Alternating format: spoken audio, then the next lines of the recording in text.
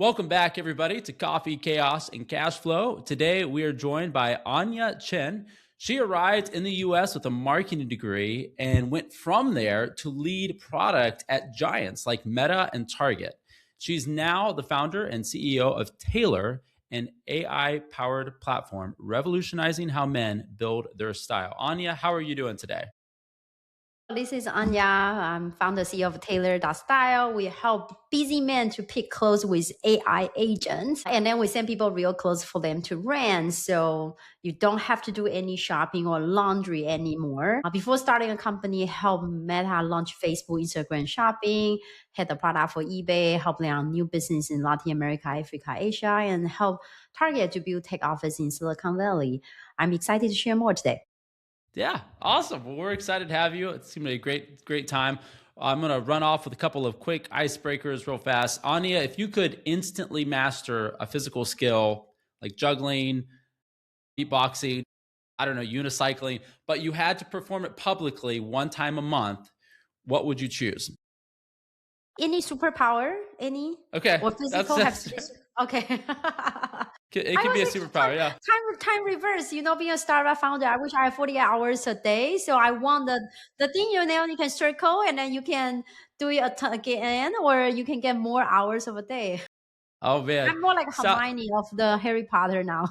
yes, yeah. Spoken like a true entrepreneur. We never have enough time. That's That's for sure. right. If you had to eat one meal every day for the rest of your life, what would that be? Definitely Taiwanese food. I'm originally from Yep. Taiwan. The chicken over rice is amazing. You have to try beef Okay. noodle soup is amazing. The Yes. seafood there is awesome. So definitely Taiwanese food. Easy, easy. That's good stuff. All right. Okay. All right. I want to go ahead and get started real quick. Just going way back when you came here from Taiwan and you're coming in, you've gotten some schooling in marketing. Give me a picture of those first few months. How difficult was it getting started? Did you come here with a little bit of a lead, like you knew kind of what you were going to get into work wise? Was it a bit of a struggle getting started in that job search? Like how were those early days, those first few months coming over, and what you had to do to get landed? Was extremely difficult. I came in without knowing much English. I Okay. remember I come in and I walk into my friend's professor's house and I saw a pool which I thought the English of pool is called ocean. So I pointed at like ocean. That's amazing. And then I remember one time the school hosting an event. It's for a nonprofit and it's called auction dates. So you will be auction a date and then the money for what goes to the nonprofit. So, and then after the event, we had a dinner with a guy and the guy asked me, are you seeing someone? And I turn around, look at the rooms, like, I'm not seeing anyone else here. Oh Are my you seeing gosh. a ghost? I'm No, not seeing anyone here. And when I that's hilarious. graduated, it was 2008, right after Lehman Brothers went bankruptcy. So there was no job anywhere. I print out 2000s Northwestern University alumni. Someone told me that you should go to New York and LA. It's bigger city, more job. So I stay in different friends' couches every week, couch surfing, Wow. and I start reaching out to people. At that time, I was very interested in working for media company. So I went Mm. on the street and I bought a newspaper from the newsstand.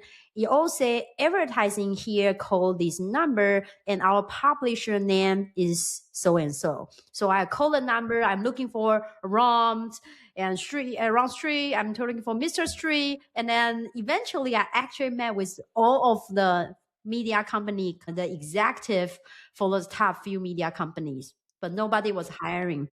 They say you're a crazy person, get out of here. No, they're just saying you're a nice person, good students, you work hard, good, but we are laying off people. So I thought Wow. this work, but it's too slow. I want to go to conference, but conference require expensive ticket. So I reach out to a magazine company back in Taiwan and I say, hey, I'm going to cover this story for you for free as a reporter. How about that? And I reach out to the Okay. conference, say I'm a reporter from Taiwan, so I got a press ticket. But That's eventually amazing. after 2 months of this journey, I still didn't get any job. I went back to Chicago. So I reached out to the Farmers Magazine company and I say, hey, I learned a lot from your competitor. Would you like to know what they are working on?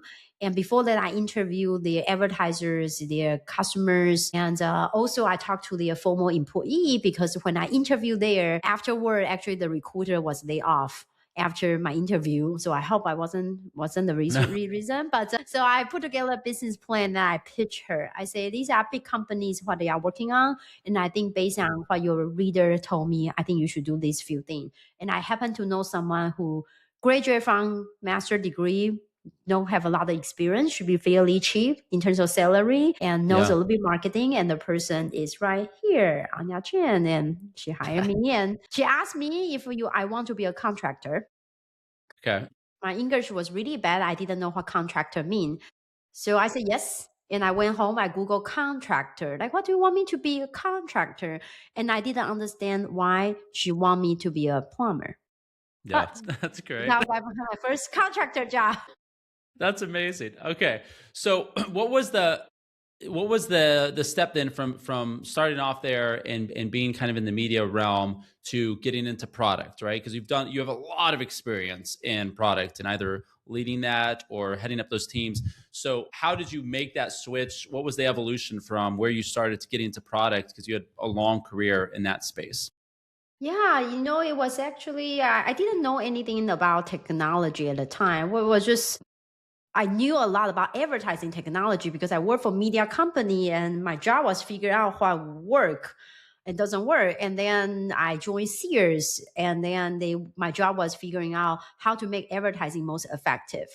And as a result, what I have found was if it's relevant, of course, it's more effective. So I start getting involved into big data, personalization. Everyone see different ads. And one day I realized when people see my ads, they go to our website and our website show everyone the same thing. So I got so angry. I went to the product team. I didn't know even this product team. I said, this website team. I say, hey, why don't you show people different thing? They were like, I don't know. What do you mean? It was like 15 years ago. Personalization wasn't that popular. And I Sure. was like, no, Yeah. you should make a website. Oh, man, everyone different.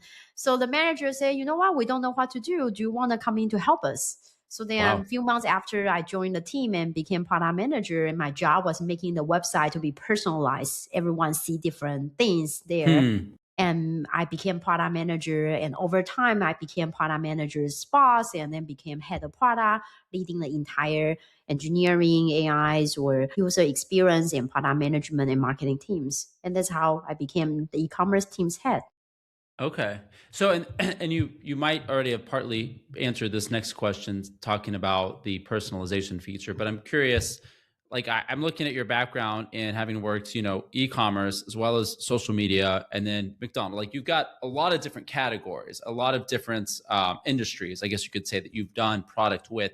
Is there a particular unifying philosophy that has always been true regardless of the industry that you've worked in for product I management think and it's that all type of thing? about, yeah, it's all about solving problems. Right? When I was working for Target, our colleague, different teams, things.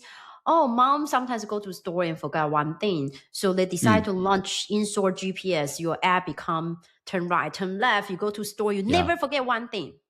Yeah. But no one use it because moms are going Target to get lost. That's It's their always is from their husband and kids. Like, why would they want an in-store GPS? No, they want to be wandering around and buy stuff they don't need it. Right? So it's about are you so true. solving a real problem? For example, at Taylor, we are an AI stylist with menswear rental service. A lot of Hmm. people think, oh, you are just clothing company. That's not true. Our customers are not here to rent or buy clothes. They do, but they are not dudes. Really, we're buying is a chance to succeed. They want Hmm. us to style them so they have look Hmm. good. They don't want commitment. Most of guy hates commitment, so they don't have to buy the clothes. They can wear for a couple weeks.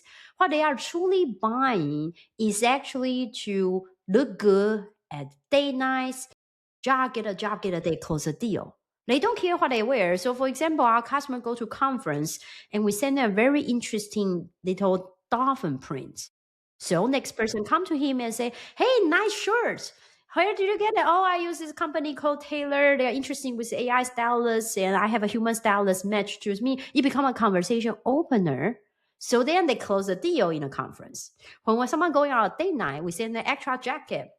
Because when you go out the restaurants, the woman says it's cold. Oh, no Mm, problems. Putting on the jacket outside the shoulder, then it's great. you score the next day. So it's Yeah. about getting the job. So I think it's solving problem, like what problem really solving? Because if you look at woman's rental company, woman, we rent clothes because we want to wear different things every single day. The problem is totally different from men's rental company because we help guys to look good to achieve their goals. So the problem you are solving is most important.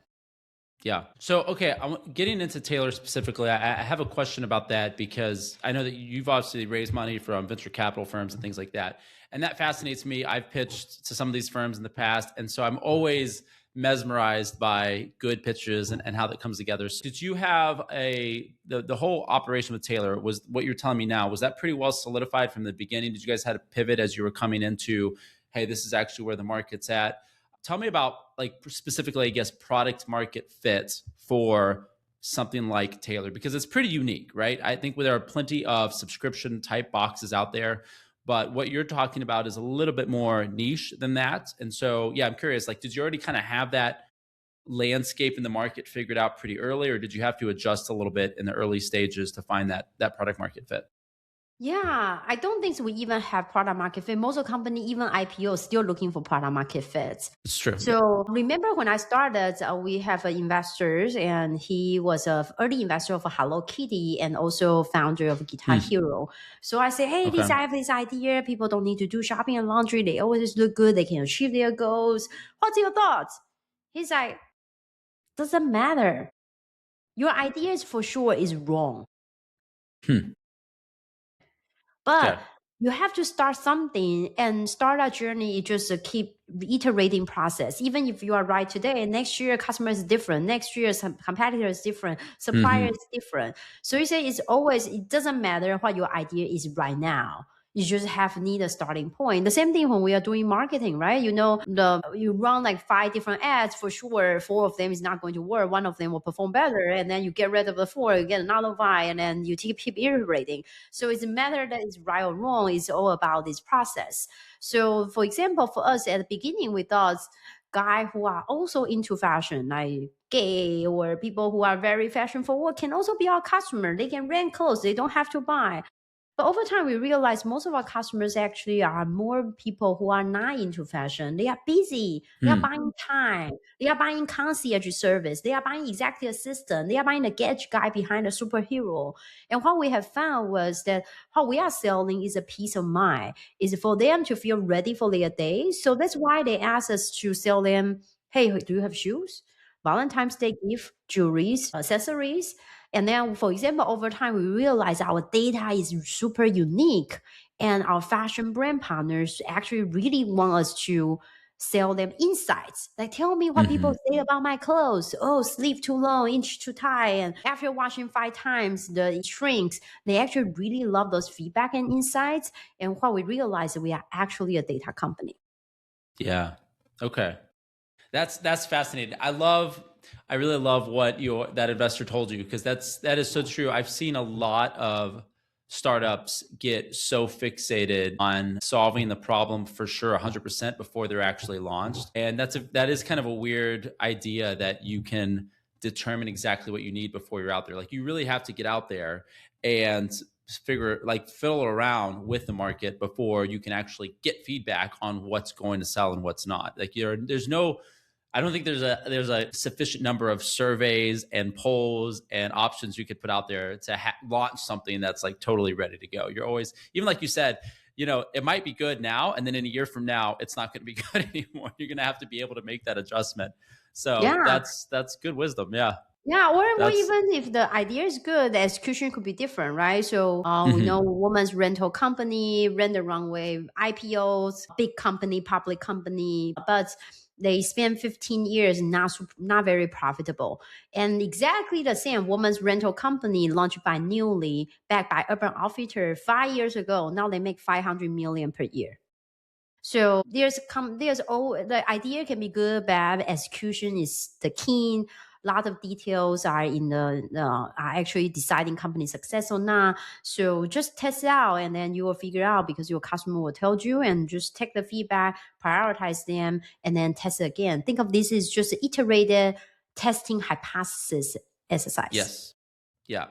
Now, does that look different for you in this stage as a startup founder? Which, okay, so like, when you're head of product at a large company, global company, you essentially have, massive resources to work with. And then you go into the startup space and everything is really lean. It's very tight, and you're raising funds. It's not the same environment, I'm guessing. So your decisions day to day feel a little bit different and building something from scratch as opposed to coming into something where it's like, hey, we kind of have a lot of room to try stuff and maybe it'll work, maybe it won't.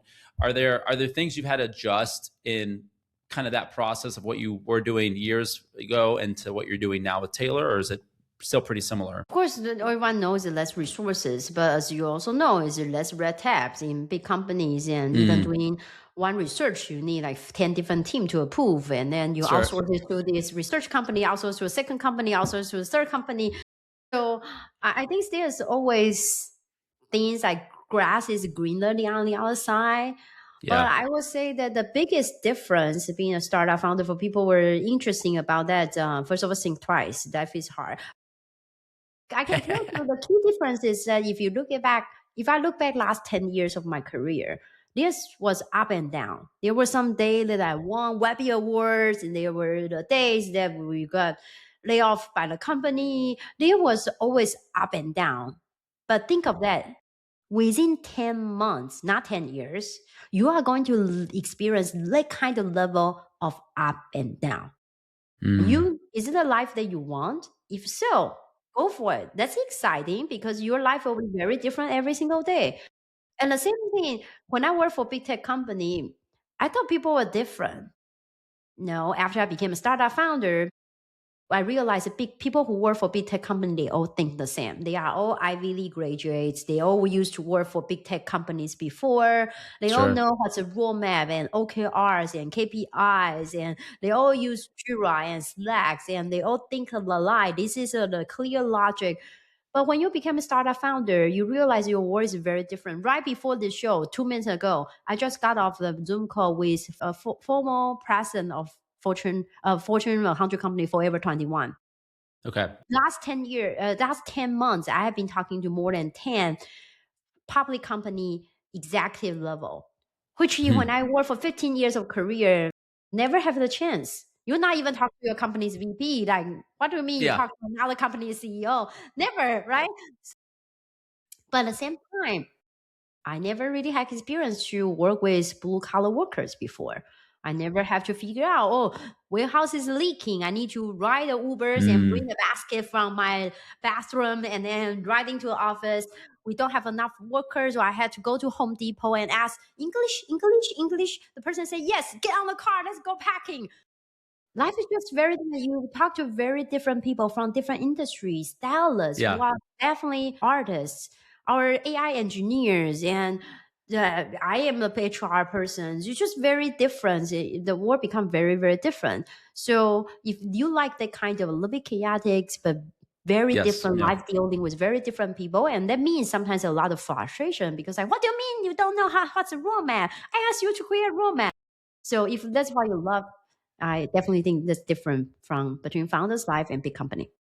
Was that your initial motivation? Was it just that you were ready for a mix of chaos and you're like, hey, I want to get outside of the corporate run and just see what happens? Was it just like a sense of adventure that got you into startup? Or was it just that there was such an obvious market need you felt like it was just going to be an obvious thing to do? Like, was it a combination, or for you personally, what got you I to think make it's that just switch? more of there was that idea that I was obsessed about. When I was working for Meta, I want to look good because I'm a few minority leaders in the mid-level managers role. I feel imposter syndrome. Everybody is Harvard graduate, Ivy League school, ex-Googler. So I want to look good so people don't realize that I'm freaking out every day. So I try subscription boxes, but you all have to buy before you can wear. I try rental company like Amore, Rent the Runway, Newly, but you have to pick 100,000 garments, spend 2 hours picking. So it was a aha Wow. moment Yeah. that I realized fashion company has been designed for people who are into fashion, not for people like Yeah. me who just want Yeah. to get ready for the day and be successful. So I have that idea, I'm obsessed with the idea. I feel like someone should do something that help people to achieve goal, but no Hmm. matter the person care about fashion or not. And at the same time, my co-founder Phoebe, who we met in University of Chicago MBA 10 years ago, she growing up wanting to be a fashion designer, but ended up she became an accountant because she's originally from Malaysia and Asian families. And you should be a finance person. So, and she's obsessed with sustainability. Today, 30% of clothes go directly from factory to landfill, generating 10% of carbon emission in the world. Wow. So she wants to solve that problem. So together, both of us have something that we obsess about. And Hmm. the idea of Taelor was born of helping using AI to pick clothes for men and men wear the clothes. You provide feedback. The feedback help fashion brand to reduce future inventory. And I think Yep. it's about the idea that you love because as a startup founder, you're going to use and think about the idea for the next at least 5 years, 3, 4, 5 years. So you have to love the idea and obsess with the problem that you want to solve. Yeah, for sure. I love what you said there about imposter syndrome. I was talking to somebody about that recently. And me personally, I've been in the same place where, I mean, in almost every setting I've been a part of, in some case, I'm definitely the imposter. Like, I'm always surrounded by people that are more successful, I've done more. Maybe I'm just twisted. I really love that feeling though of like, whoa, I am way outside of my league right now, because it always kind of pushes you, right? Like you have to level up somehow if you feel uncomfortable. And I'd almost prefer that over walking into somewhere where I'm like the big fish in a smaller pond and everyone's like, look, Aram, I never wanted to have arrived. And so just that degree of uncomfortability where you're really going to have to perform or be innovative some way to move along and to get some respect in that space. That's just always been, I think, a big driver for me. So I tell people a lot, like you got to almost want that to a certain degree. You've got to be very, very happy with that. That's right. As a Yeah. founder of life, you are always in an uncomfortable zone. Yes. Yes. Yeah. The comfort zone is a myth for sure. Once you Yeah, start. just like someone say, what's your encouragement for startup founder? If you need encouragement, don't be a startup founder. I think that's Oh, so good. Yeah, yeah, you're not going to see it. So with Taylor, tell me some of like maybe the bigger roadblocks that you've encountered to this point, right? Obviously, in startup world, I think we see more roadblocks than we see successes for a long time. So you don't have to be exhaustive, but like, what are some of the big pain points that you didn't expect when you got started, and were immediate things like, wow, we have to solve? I think the roadblock is really about people trust yourself, right? So, when I went on startup competition, I did the market practice with 42 judges. But in the end of the pitch, I did great job at pitch. But when I heard questions, I was stunned because all in my head was thinking, which judge, practice judge told me, asked me about this question, and there was his answer, which I put in appendix number 2. So Mm, we lost in the competition, but wasn't because I didn't know the answer. It was because I thought I was all in my head trying to figure out what people told me and where did I wrote it. I wasn't present. So I think trusting yourself is really important. It's such a common theme, but it's really happened a lot because being a founder, people love to give you idea. Oh, you're a startup founder. Let me mentor you. Let me help you. You must be not good, right? So you will start losing your confidence little by little, and you just again have to believe in yourself. Like, what do they know? Yeah, even they launched a successful company before this 20 years ago. Why would their point of view still matters, right? So you are thinking about a problem all day long. You are the boss. You know what's really needed for your customer. Yep, that's great.